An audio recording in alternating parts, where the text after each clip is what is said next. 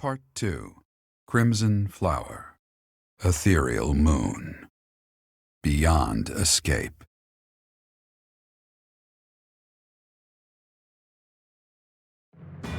It is Imperial Year 1185. Half a decade has passed since Emperor Edelgard ascended the Imperial throne, yet the continent of Fodlan still remains lost in a tempest of turmoil and bloodshed.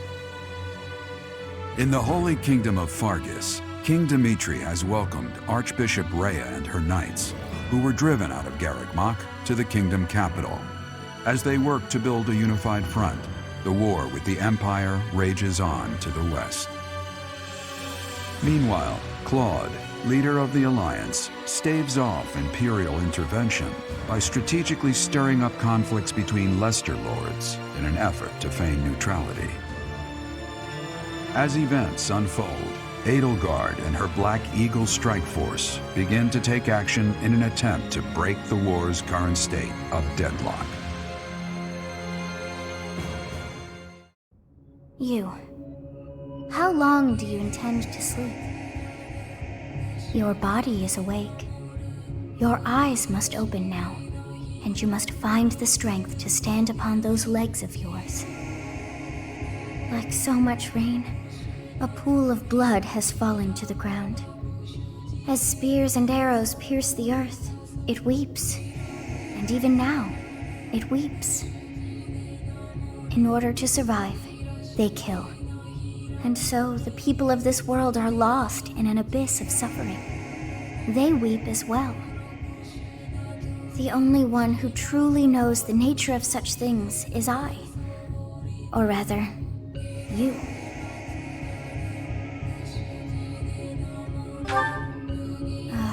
You are a complete and utter fool! Have you not changed one bit? Get on your feet. Right now! I'll coddle you no more! You are just like a child, always needing me to hold your hand. Hey, are you awake?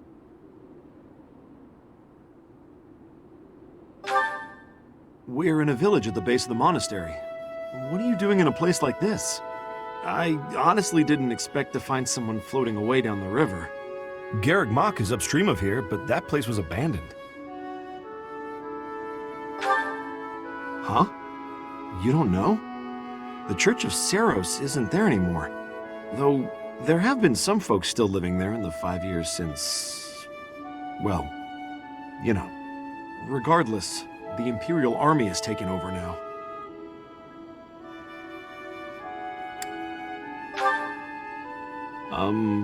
Are you feeling alright? You didn't hit your head or anything, did you? It's the ethereal moon of the year 1185. It's been nearly 5 years since the monastery fell. Tomorrow was supposed to be the Millennium Festival, but who's got time to think about things like that? Yeah, that's what I said. But with the war and the Archbishop still missing it all, I doubt there's a soul to be found who has enough blessings worth counting. Hey, slow down, will ya? Where do you think you're going? Are you crazy? The Imperial Army is there. Come on, I promise I won't say you're a coward. Just forget about going anywhere near the monastery. You just remember I tried to stop you, got it? It's not on my conscience if you wind up dead.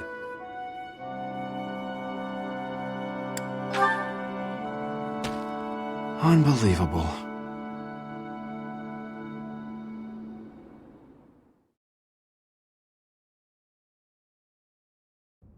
"5 years ago to the day.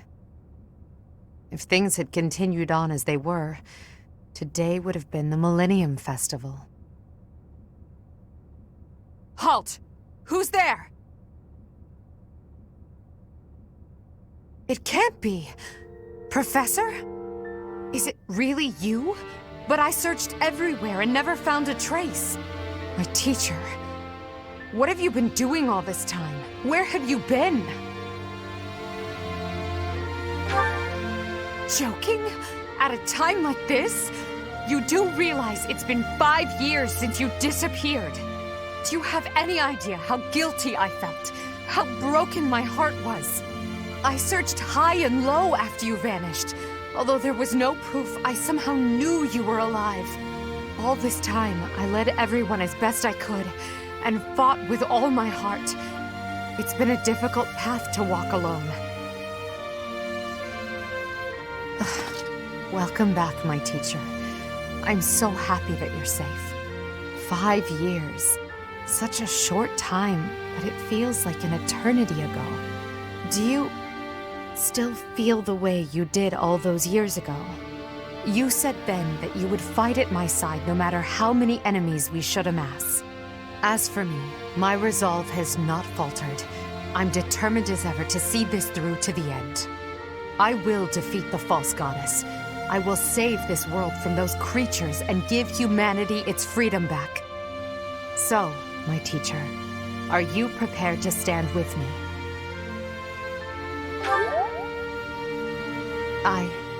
I thank you, truly. Now then, I assume you understand the situation at hand, yes? Another joke? Or are you telling the truth? I suppose you must be. In that case, I'll tell you all that has transpired as you slumbered these past 5 years. And that is where we are now. The war is at a stalemate. Dimitri is the new king of Fargus. It's clear that his territory will continue to support the church. Meanwhile, Claude's leadership has thrown the Alliance into chaos. He maintains neutrality in their internal conflict. The situation has created a deadlock.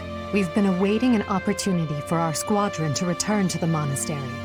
With you in the fray, I believe the state of the war will shift immediately. The church, as well as the kingdom and the Alliance. The time has come to eliminate them all.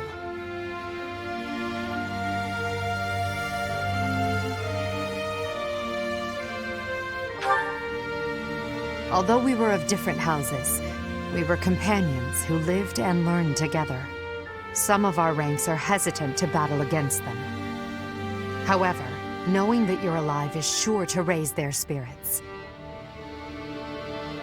Good. Well then, I believe it's time for a little reunion. The Black Eagle Strike Force never lost faith. They knew you were alive and have been awaiting your return. Let's not keep them waiting any longer.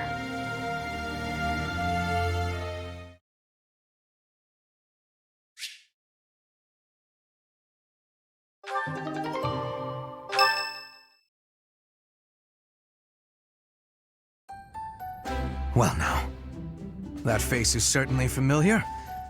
I am glad to see you alive and well, Professor. Professor! It's me, Bernie! Do you remember me? I can't believe you're here! I can't believe it! Is this a dream? Can we really be this lucky? This is not dreaming. Our professor is with us again. Welcome to the back. I mean, welcome back. Our group isn't the same without you. I am overjoyed to see you again. It's been so long. Seeing you again fills my heart with hope. Great. Now everything will be easy. That's great you're safe, Professor. I'm deeply, deeply moved. Quite the reunion, isn't it, Professor? Everyone's happy to see you. Come on, Edelgard. You must be happier than all of us combined. She took it really hard when you disappeared, Professor. Of course, we did our very best in your absence. And there was never a day that we doubted you would return to us. Edelgard has been leading us as Emperor. But after you disappeared, it became apparent that you were her anchor. It gives me regret to be admitting this, but our power is not enough. The only one who can be meeting Edelgard's expectations is you, Professor. Most impressive of all is your uncanny ability to bring a smile to everyone's face. In the years since you vanished, we have not lost anyone from our ranks. We all longed for your presence and your leadership, myself included. It seems fitting to view this as a new beginning for the Black Eagle Strike Force. We already have our target. Yes, we must eliminate the Alliance before moving on to fight the Kingdom and the Church. However, that doesn't necessarily mean we must occupy the entirety of the Alliance. House Rican stands against the Empire. Therefore, our target is Deirdre, the aquatic capital. We must cross the Aramid River, which separates the Empire and the Alliance. To do that, we must take the largest bridge across it. The Great Bridge of Myrden. Myrden connects the monastery and the Imperial capital to the east. It is the shortest route there. An Alliance stronghold has been built at the Great Bridge. We'll take that and then head north. At the same time, we must defeat the one who defends it, Judith von Daphne. If we can also take control of Daphnel territory, it would be greatly beneficial to us. Prepare yourselves. The next battle will be a momentous one. Join me, my friends, as we begin our journey to bring peace and solace to this war-ravaged world.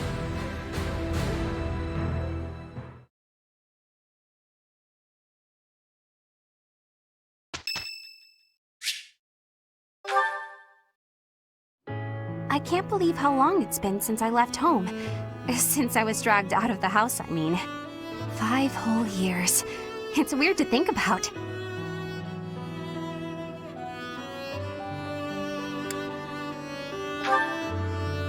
No.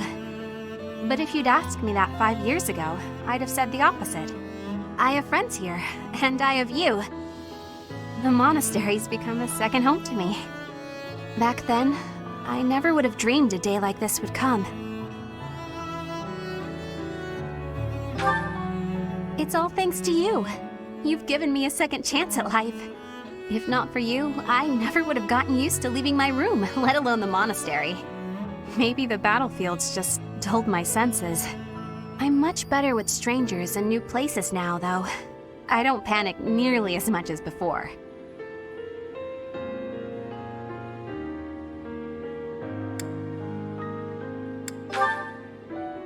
A new place? All on my own? That sounds like a tough assignment. Where did this come from all of a sudden? Hey, hold on. You're teasing me, aren't you? Please don't joke around like that anymore. It's torture for me. You're still not taking me seriously. I mean it. Promise me you won't do that again. Friends respect each other's feelings, don't they? Good. I'll hold you to that. You're absolutely not allowed to send me out anywhere on my own. Got it? You would need to come with me. If you're with me, I can go anywhere in the world.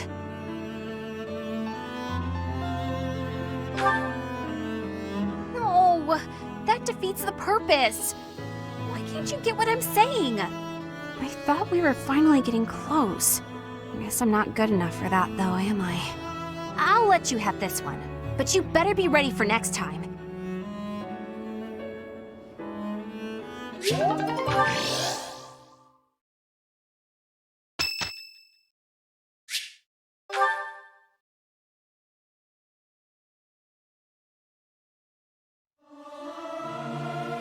They won't notice if one person doesn't sing, will they? I'll keep my voice down. Don't want people thinking I'm vying for attention. But how loud is too loud?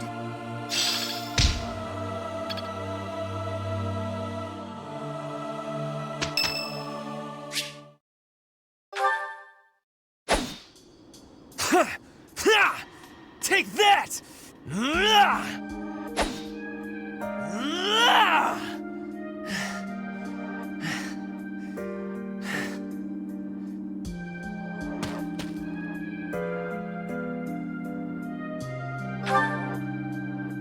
Yes, I am in a hurry.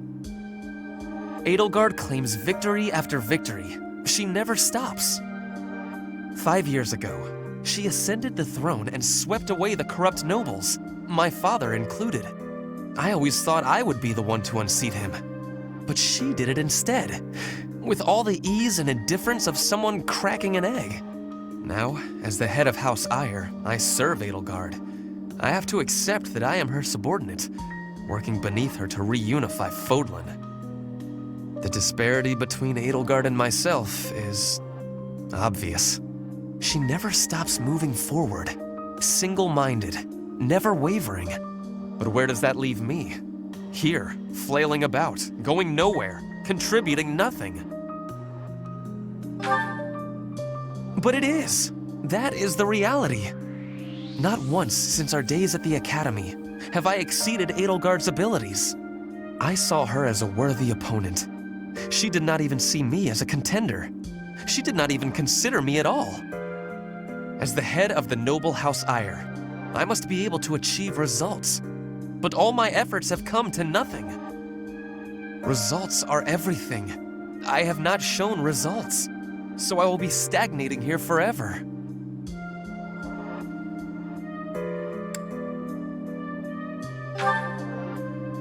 I appreciate that, but it is not enough to persuade me. I know that I have a massive wall to climb, and I must climb it alone. Even so, may I ask a favor? Professor, please keep an eye on my progress. I would appreciate if you were always by my side, bearing witness to my accomplishments.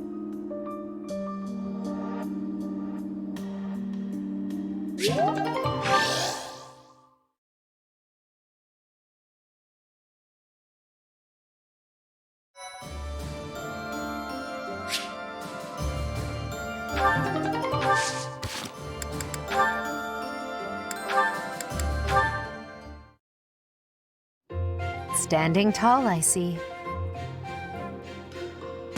Edelgard, hello. What do you think of this horse? An equine marvel, no? Look how intelligent he is. You can see it in his face. Certainly much smarter than your horse.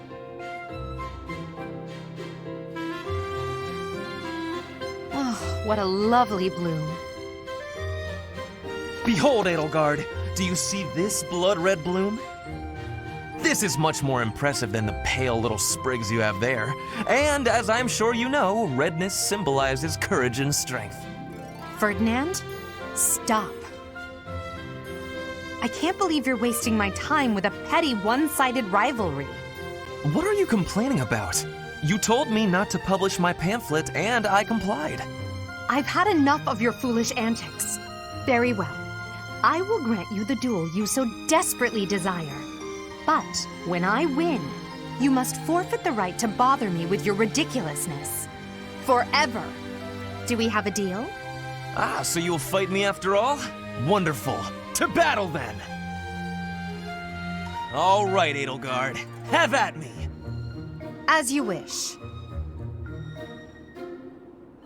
Ha!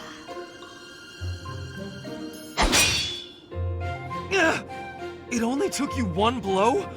How? I can't afford to hold back against an opponent like you. I led with my fastest, strongest strike. Fastest and strongest? You're just flattering me. I have been defeated. Utterly. I cannot believe I was foolish enough to challenge such a plainly superior opponent. The difference in our skill level is not so great as all that. If you had taken the first strike, you might have won. That's why I didn't give you the chance. I do not think talent is what separates us so much as readiness. I had not the faintest idea of what to expect from a real duel. I was playing, but you were not. That such an ill-prepared noble would think to challenge you? It is laughable. Ferdinand.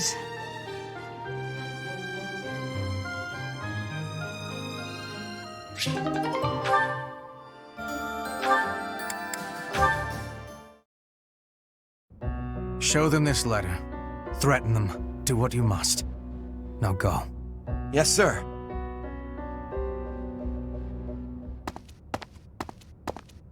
Hubert, that letter. Is that what I think it was? I suppose there's no denying it. But Edelgard... explicitly forbade me to send it. Yes, I know. I cannot believe it! You disobeyed a direct order? I thought you were her loyal aide. Unwaveringly. All that I do for her. I seem to recall you expressing a similar sentiment. It is our role to guide her when she is on the wrong course of action. Is that not what you said? You are not supposed to do it in secret. When you disagree with your leader, you must voice your concerns directly. Otherwise, what is the point? The point is the same. Lady Edelgard's best interests are served whether she knows it or not. She needs not trouble herself with the mundane details of my actions. Only results matter. You are sorely misguided. When I believe that Edelgard is making a mistake, I tell her as much. Through discussing the matter, I sometimes find that I was mistaken. To skip that process, to make a decision that is not yours to make. Perhaps your advice is simply useless then. Excuse me? Listen to yourself. If I do as Lady Edelgard requires, then you tell me to be more independent. But if I tread my own path, I am misguided. I suppose the fault is mine for expecting any useful advice to come out of your mouth. Ugh, I have had enough of your grousing. To think, I started to believe you were a useful aid.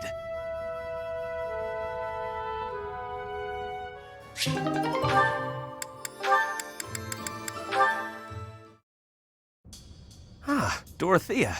I am surprised to find you here. I did not think you were all that religious. There's a lot you don't know, Ferdy. But you're right. I'd hardly call myself devout. After all, it was thanks to the goddess and her noble regime that I suffered so much as a child. You must be quite brave to speak so coarsely in this hallowed place. But what do you mean? About suffering as a child? Do I really have to tell you? Oh, forget it. I'm sure you already know that I'm an orphan. I grew up in the alleys of Enbar, begging for coins, eating scraps, drinking from drains. I see. I remember seeing street children around the city. I could have died.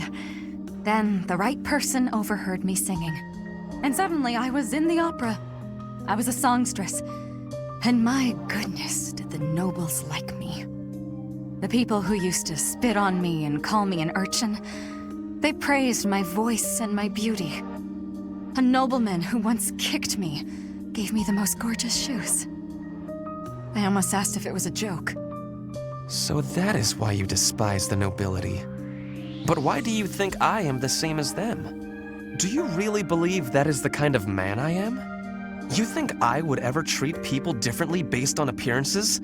There is nothing noble about that. Oh, really? You're something different? That's not how I remember things. It was the very day that I was discovered. I was in high spirits. Nothing was wrong in the world. I secretly bathed in one of the town's fountains, hoping to wash off some of the dirt from the streets. I sang the same song the opera composer overheard earlier that day. And that's when you appeared. Me? No, it could not have been. Don't play dumb. You glared at me, the same look I'd gotten from every other noble, then you ran off. When we met at the academy, you were a different person.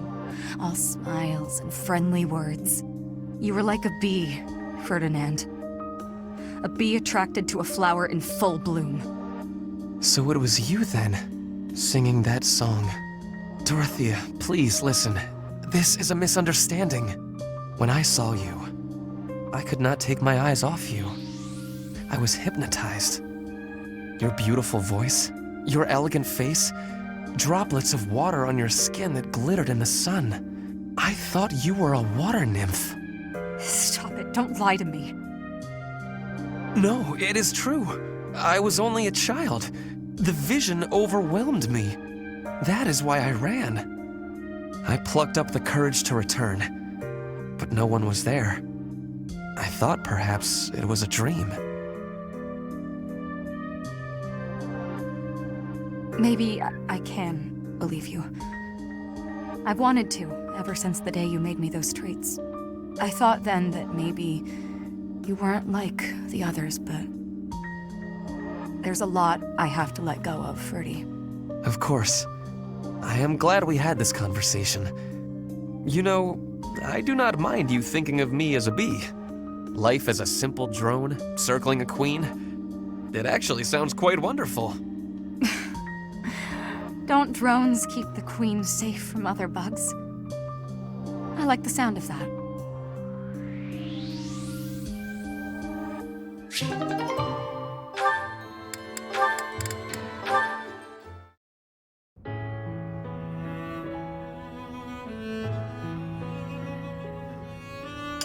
Ah, even with the fires of war raging all around us, tea never fails to soothe the soul.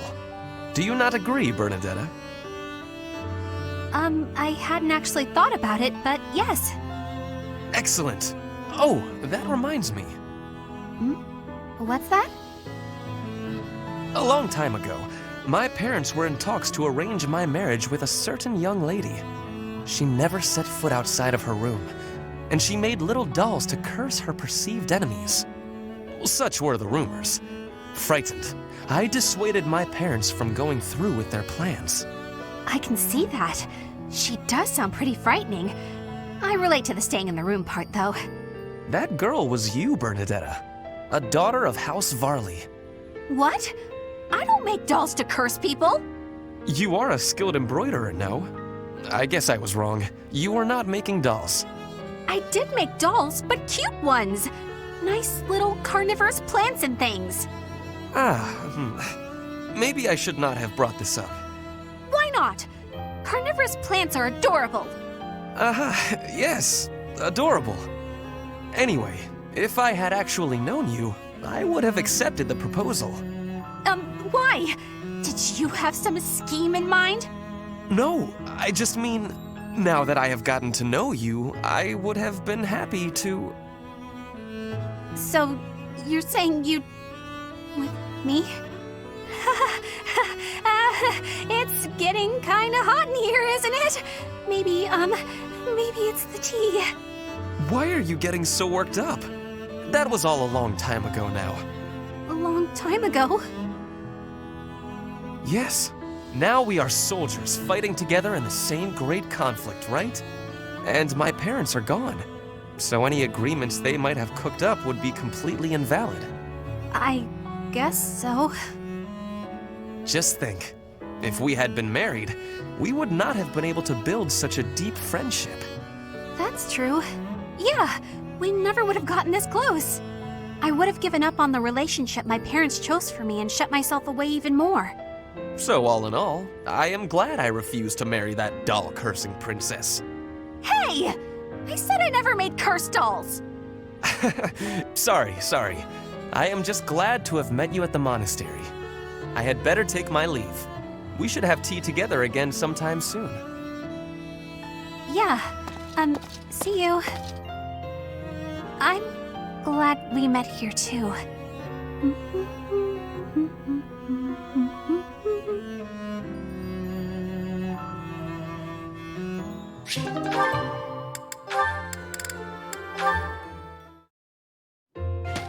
Huh?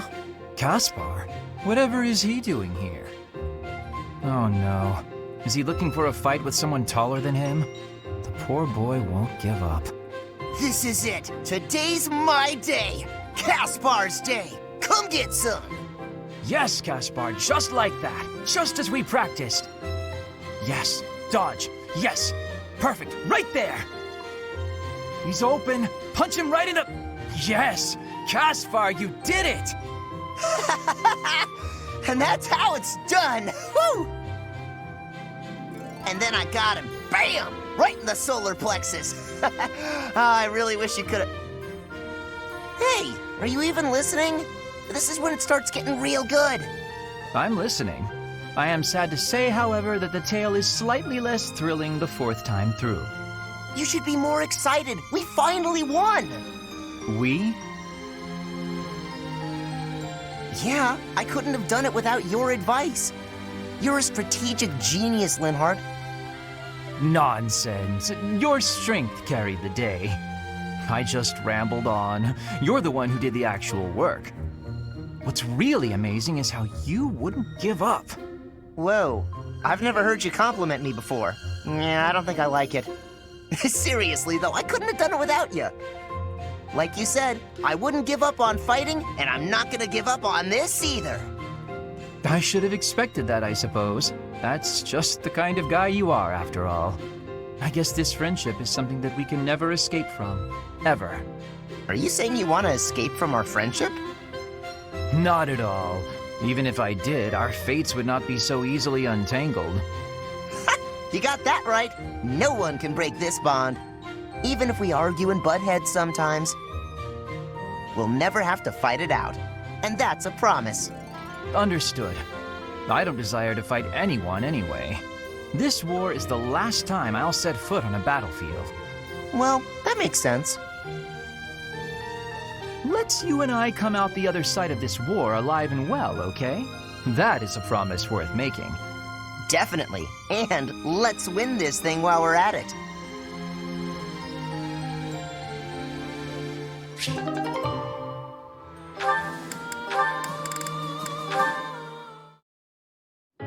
I was under the impression you were going to break all of your paintbrushes. Cut it out, Linhardt. I'm just glad you're back to painting. I felt terrible about what happened last time, you know. I guess I should have kept my opinions about your painting to myself. Maybe you should have.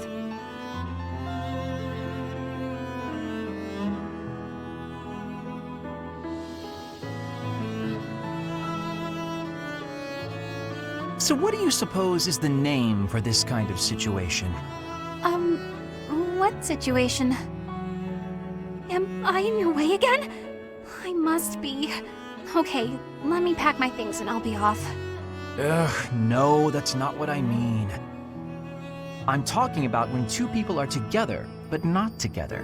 When they're basically by themselves. I'm not sure what you mean. I'm always alone. Oh, alone? Well, there it is then. I suppose you could say we're alone together.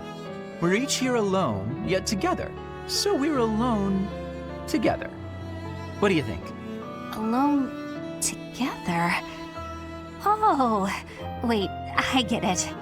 That's just a nice way of saying you want to be alone, right? Alone. If that's what you mean, I'll go. Please, Bernadetta, you shouldn't go. Being alone together means accomplishing more. We each have the concentration one gets from time alone, but also the thrill of being with someone else. I find it to be an exhilarating environment. Have you felt that as well? Huh? Me? I'd rather be alone, but when I'm painting, and I know you can see, I worry about what you might point out about it. Is that the thrill you mean? Because I feel that. Here's what I wish to point out about your painting. You've really improved. Your lines are bolder, your color choice is more informed, and your composition as a whole... Did you actually just praise me, Linhardt? What's next? A rain of flying pigs? I was just saying what I think. Look, you probably have talent, and you work hard too. Oh no, I'm on to you now. You're scheming, but you won't get anywhere by flattering me. Try all you want to get your hooks into my heart, you won't fool me! I'm not sure how praising you means I'm trying to get my hooks into your heart. I have a heart of stone. No one will ever get to it. What a shame. I suppose I'll stop praising you then. You will? No, I didn't mean it that way. You can praise me as much as you want. I don't understand you one whit. However, if you want praise, then praise you will get. You're cute. Don't say stuff like that!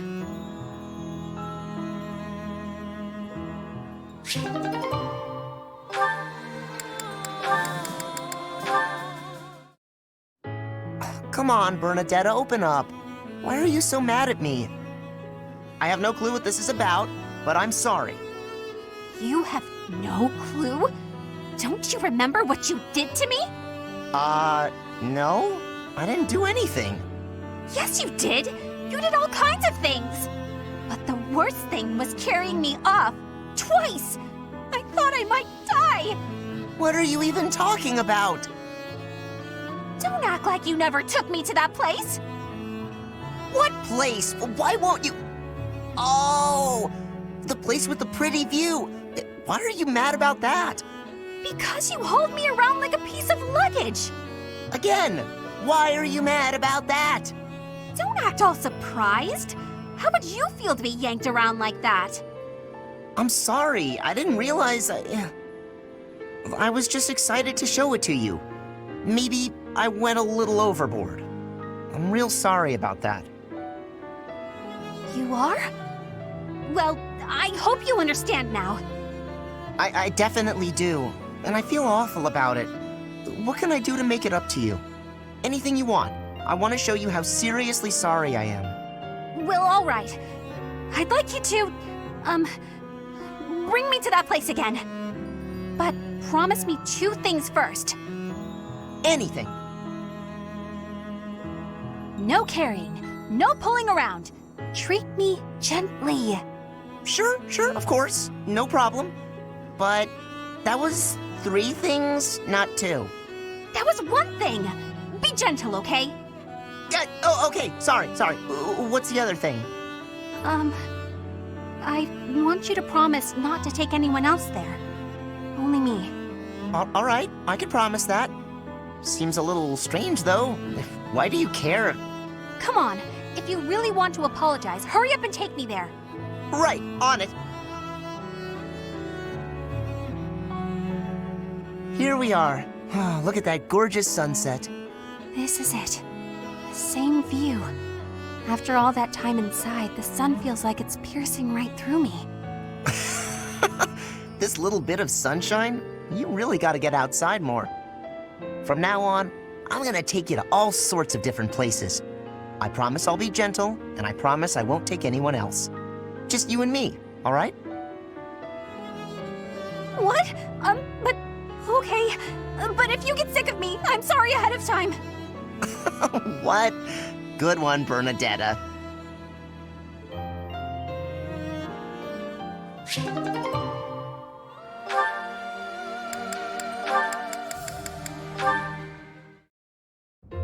Hey, Caspar, care to join me for tea? Again? Well, let's make it quick. I gotta get some training in eventually. More training? Don't you get tired of it?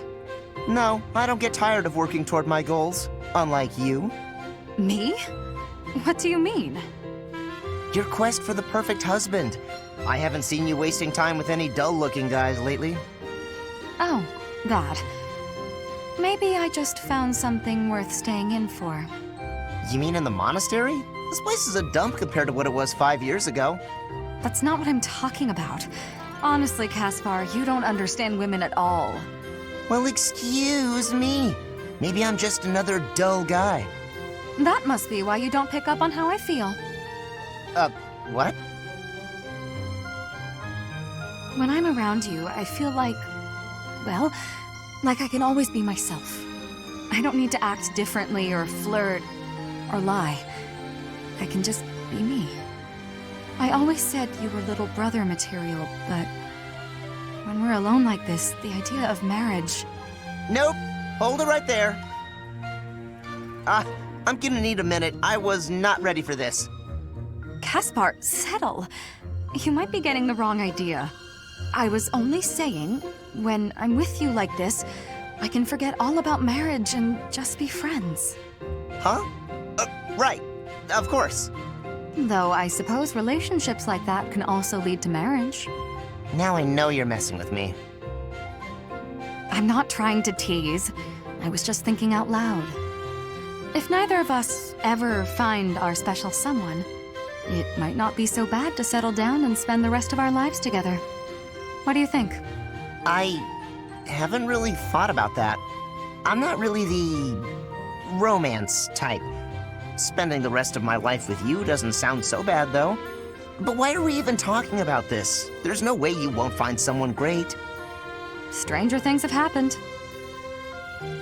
Either way, no point in worrying about it now. I'm plenty happy with our current situation. Let's just focus on staying good friends. Good idea. Here's to us.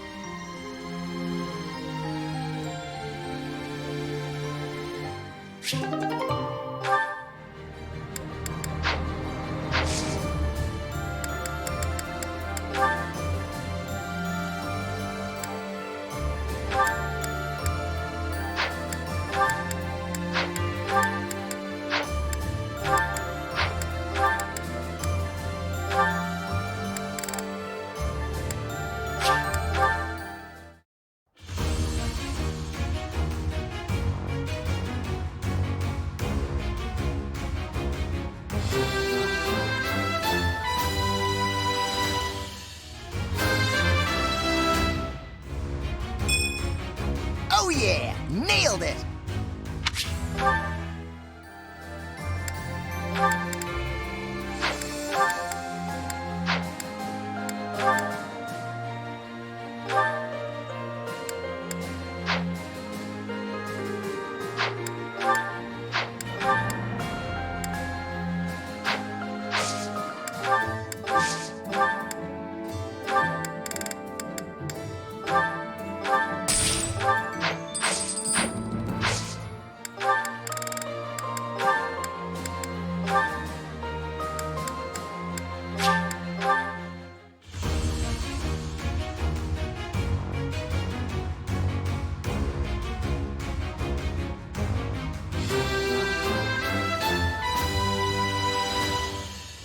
I passed thanks to you, Professor.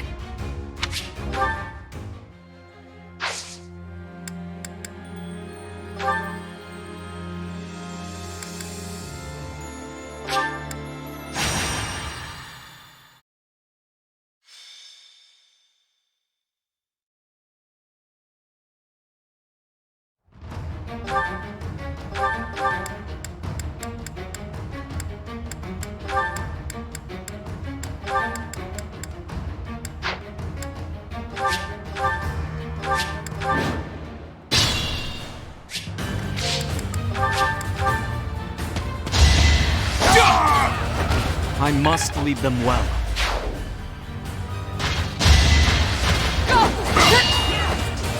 You're weak!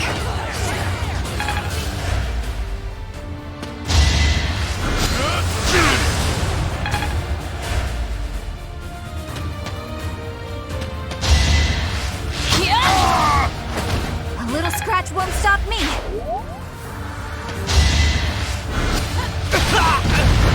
It's win or die.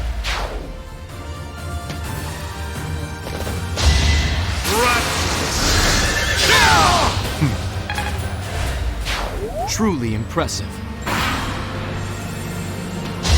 No use!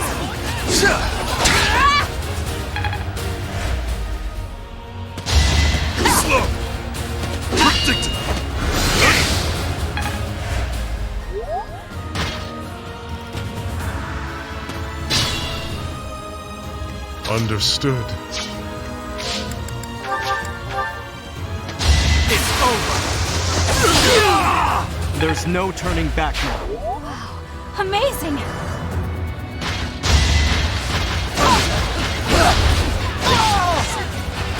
Let's keep up the pace.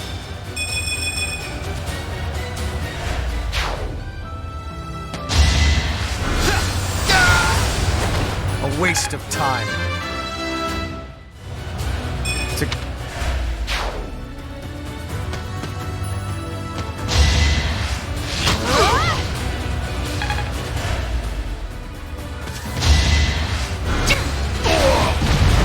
This is my stage now. All the...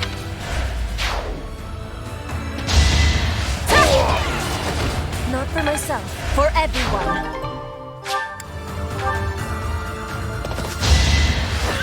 Squirm for me! So, No time for accolades.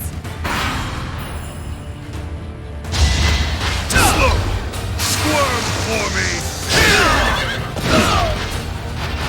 Delightful. Income.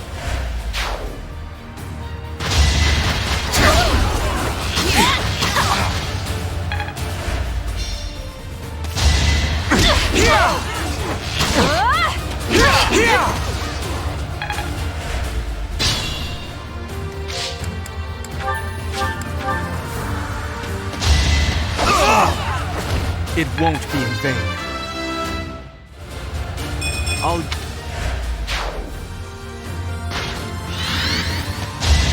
We will burn together! What a bother. You are impressive.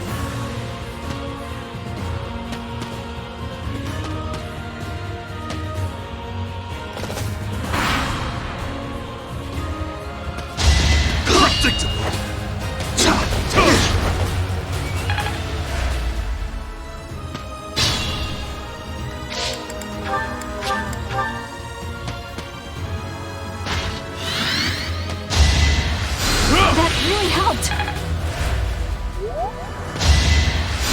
Back to it.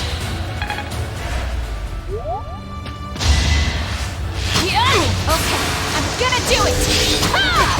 Pretty good, huh? I live.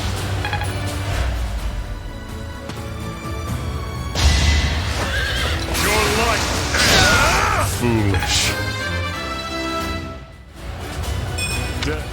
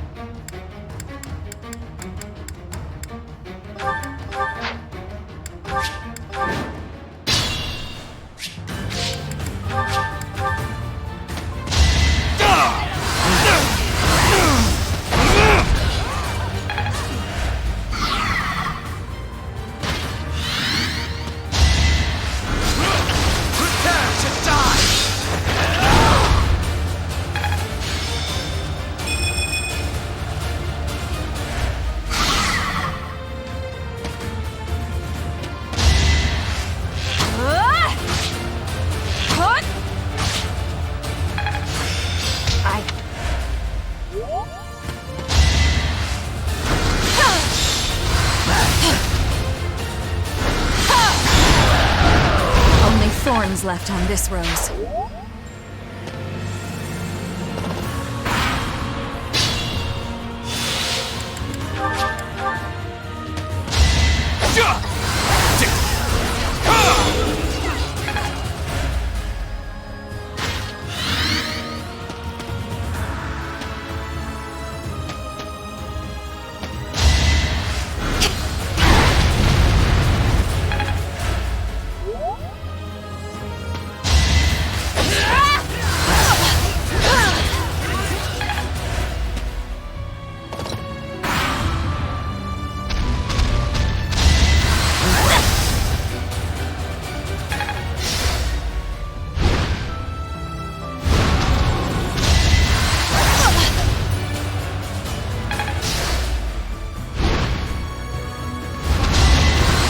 Watch and learn.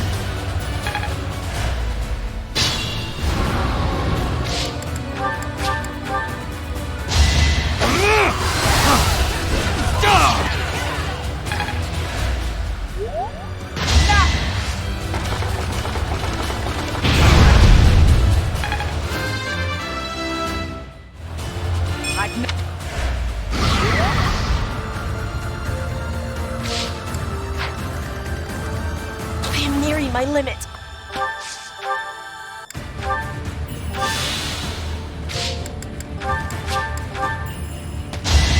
We will burn together! What a bother. It is... One step closer to victory. Appreciate it.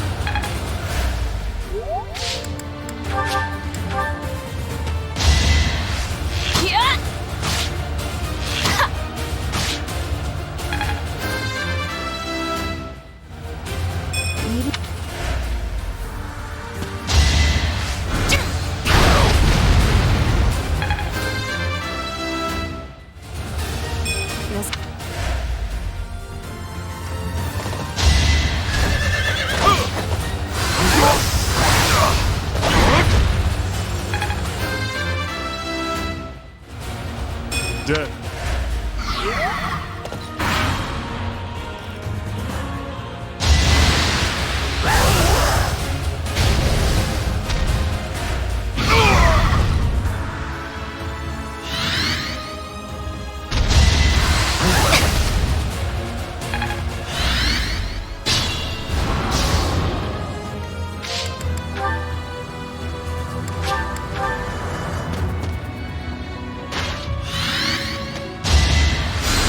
Sweet of you.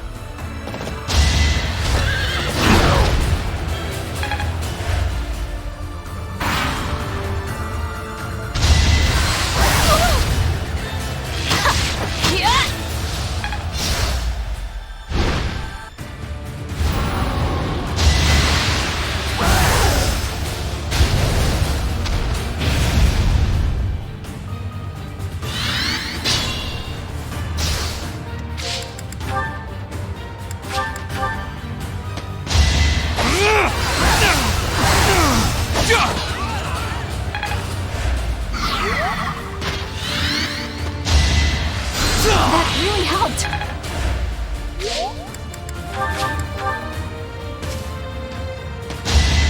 Sorry, but this is war. We'll be home again soon. Only one step closer to victory.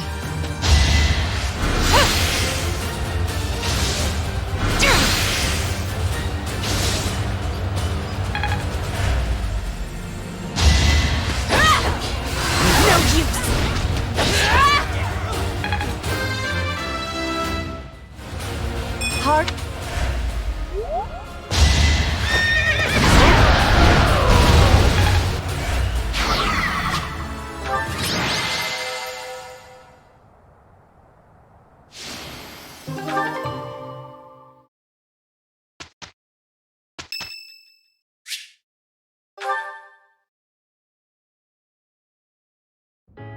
This may seem a bit sudden, but I want to thank you, Professor. That is, for letting me live my life the way I want. I've noticed you've been giving me fewer of those soul-revealing gazes lately. I appreciate you making an effort to not trouble yourself over who I spend my time with.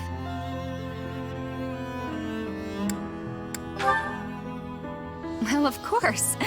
Did you think I wouldn't notice? It's kind of sweet in its own way. Professor, may I tell you a story about when I was younger? I was an orphan, living in the back alleys of Enbar, until one day I was overheard singing. That was when my new life began. I was suddenly a songstress in the Middle Franc Opera Company. Performers, nobility. I met so many people. But none of them ever really knew me. I was just some young, pretty girl who could sing. A spectacle to be admired. Even though everyone praised my looks and my voice, and they showered me with gifts, I knew one day I'd be old. My looks would fade, my voice would change. I wouldn't sound the same. And I started to wonder, when I did get old, what would I have left? I'd be old, alone, and back on the streets of the capital, right where I'd started.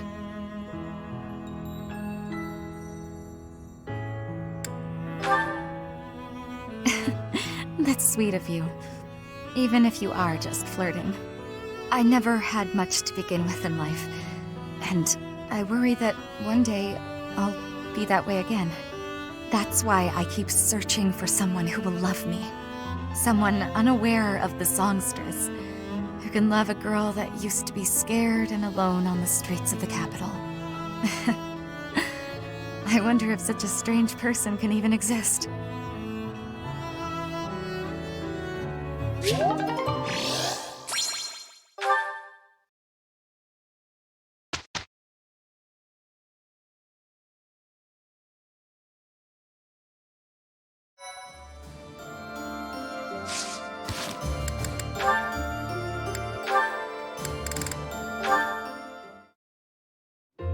I have been watching you in secrecy, Edelgard. But you and Hubert were noticing me, correct? Well, if you intend to shadow us like that, you can be sure it won't escape our notice. Hubert was primed and ready to remove you. I ordered him to stand down. You have my thanks. I have been making a decision that I am wanting to learn from you. I was thinking it was enough to be shooting one bird with one arrow. But after speaking with you, I trained with hardness. Now I can be shooting 2 birds with 1 arrow. 2 pheasants? Are you implying that... Yes, a single arrow. That's astounding, Petra. It's perhaps a bit late to explain now, but what I was getting at earlier was actually... I am having a joke. You... come again? I really was shooting these birds with 1 arrow, but my joke is that I did have understanding about what you told me. I took it to my heart. Did you know? You are a person with great bluntness. I am admiring of you. As an emperor, a commander, a warrior, and a friend, you are excelling at all that you do. All of the Empire is resting on your shoulders, and that is including Brigid, too. I will not be falling behind you. I will be carrying Brigid on my shoulders, too. And one day, you and I will be facing each other, and we will be shaking hands.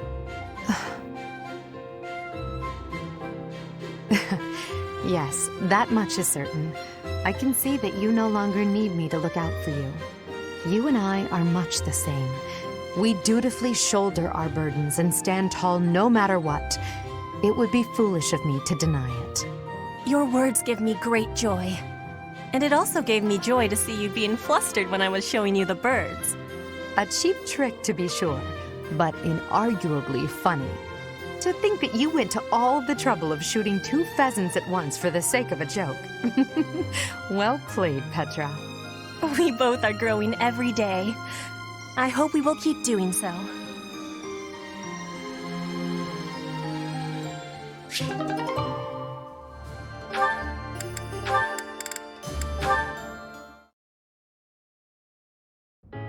Ah, here you are. What's up, Lynn? Come to invite me to dinner? Well, that too, but first there is something I wish to say. I believe I previously implied that it's okay to live out your days by running away from what troubles you. And I think that I was unkind to you. What are you talking about? To be honest, while I try to be easygoing, I currently feel a bit uneasy about something. One of the effects of running away constantly is that eventually one runs out of places to, well, run. Because I avoid memories I find unpleasant, the number of things I avoid is forever increasing. I've never learned to deal with the pain of my past, so I can never increase my tolerance toward new pains. And? That's all. But there are some nights where it really worries me. That's what you wanted to say? It'd be the same if you weren't avoiding things. You'd just be up at night wondering what was coming next. Thank you, Lynn. I appreciate you showing me a glimpse of your real self for the first time. For the first time? Each time I speak, I show my real self. So, what about that conversation we had? Which conversation? When you said I was a great woman, was that true? Of course. You have too low an opinion of yourself. I thought you were just trying to make me feel better. I didn't really think you looked at me that way, Lynn. Why? Is it so strange? You seemed rather happy about it at the time.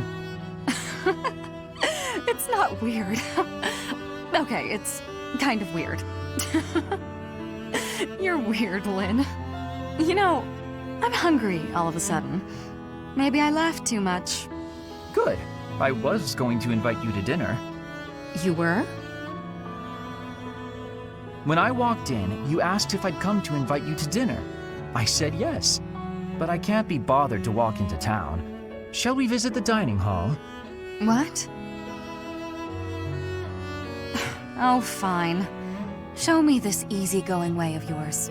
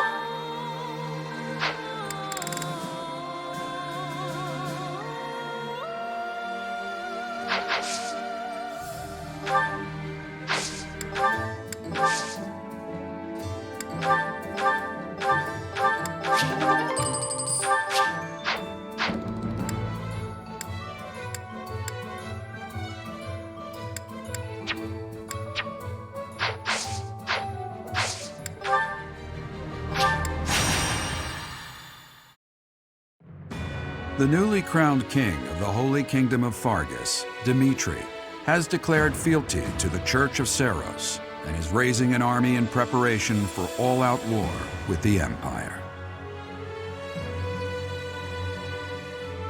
As leader of the Alliance, Claude maintains a facade of neutrality amidst infighting between those who support and those who oppose the Empire.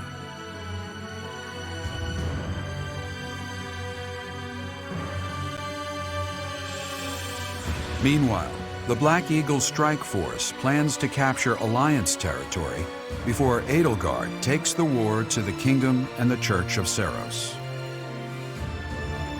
With sights set on capturing Deirdre at the center of House Regan's territory, she leads a march across the Great Bridge of Myrddin to establish a bridgehead.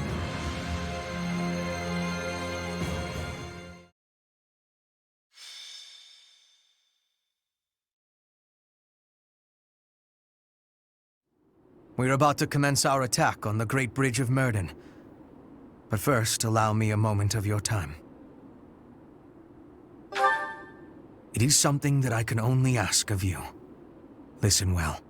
It concerns Lady Edelgard's uncle, the Regent of the Empire, Lord Arundel.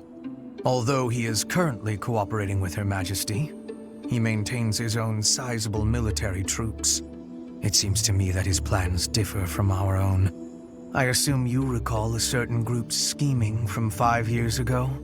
Solon and Kranya. They both served Lord Arundel.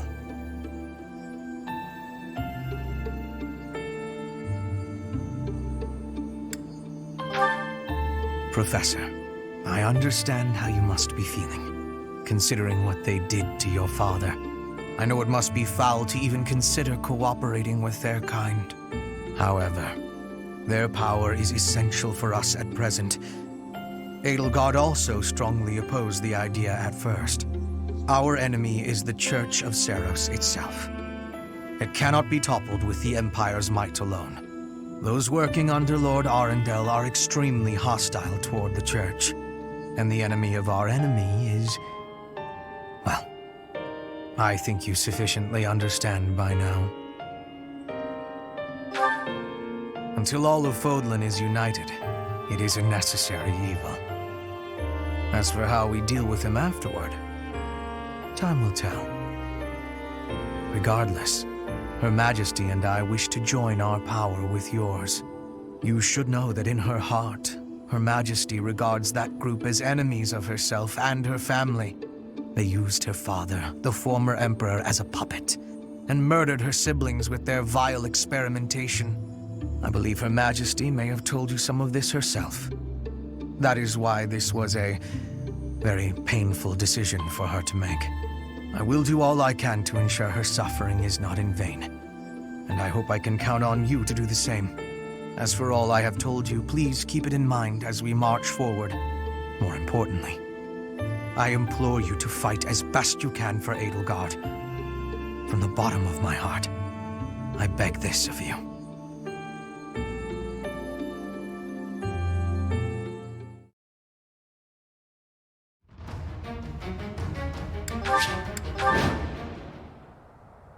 We'll be capturing the Great Bridge of Myrden, a key strategic location of the Leicester Alliance.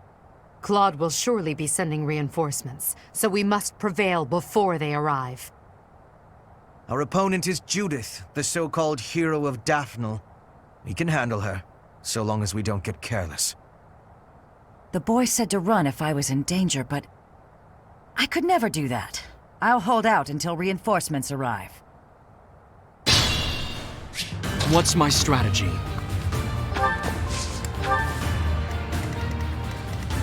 For the Empire!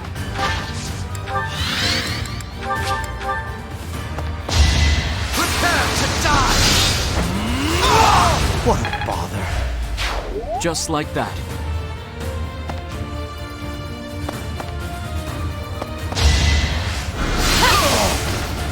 Will this ever end?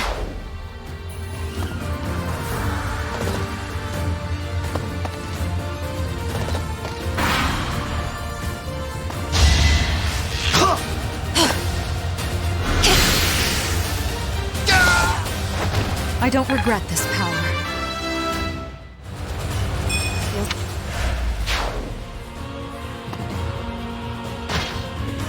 It's time!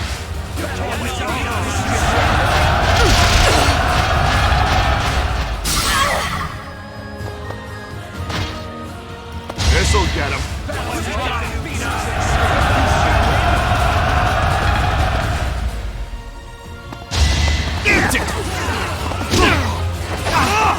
Here is something to believe in! This could turn the tides.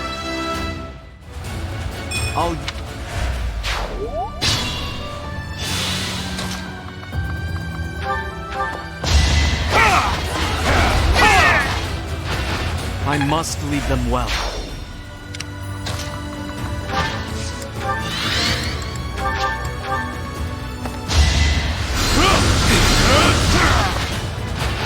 Did you think I'd let you go? This should...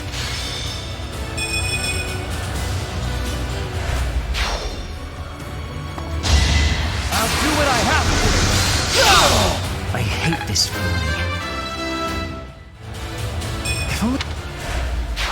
Very impressive.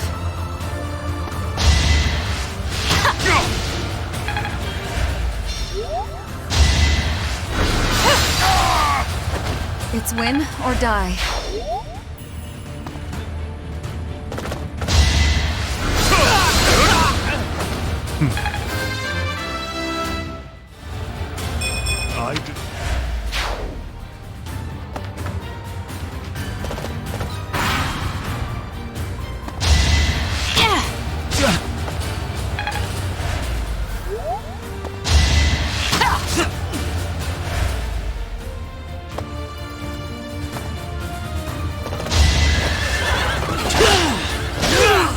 I will see this war through.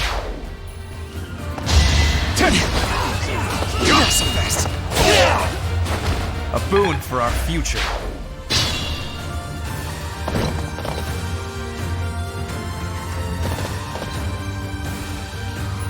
Judith! I'm so glad you're safe. Claude sent me here with reinforcements. Why do I have to put up with orders from that false leader? Because you're from the smallest noble house in all the Alliance, you whiner. Enemy reinforcements. We didn't finish in time. Don't let them secure the ballista.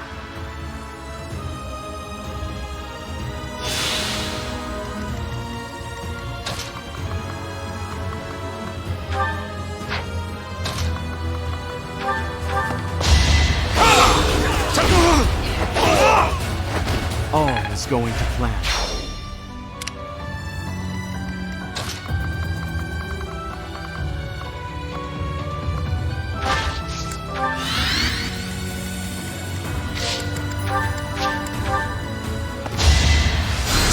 Sweet of you. Thank you.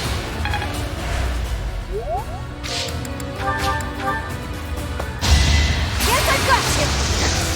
Ah! Still here. Your timing's spot on. Only thorns left on this rose.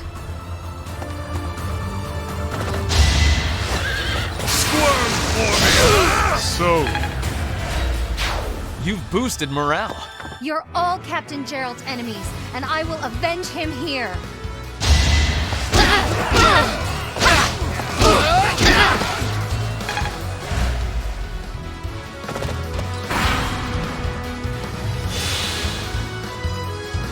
I am helping Claude build the future of Fodlan.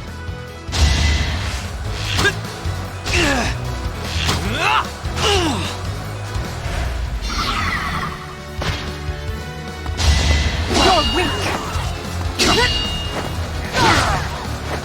The only possible outcome. Keep that off! Your death is not in vain.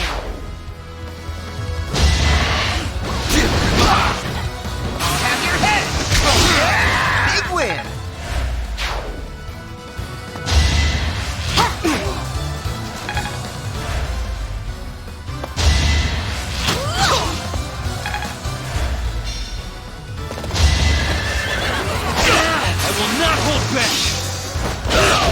If I live, I fight.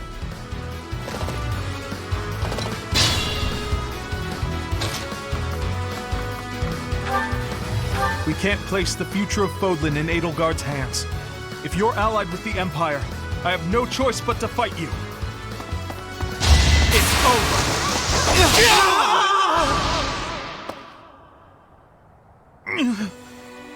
I should have known this would happen.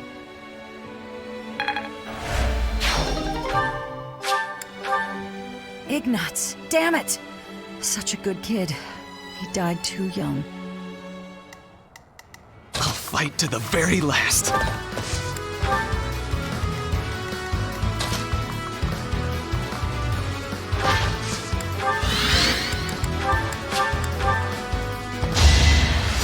I owe you.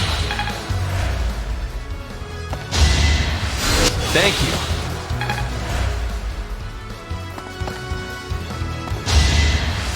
I owe you one.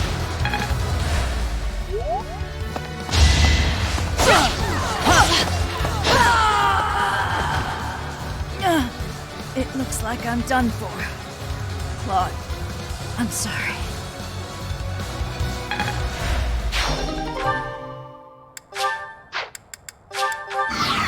Judith! No! Alliance soldiers! Judith has fallen. Further conflict is futile. If you surrender, your lives will be spared. Lay down your weapons immediately.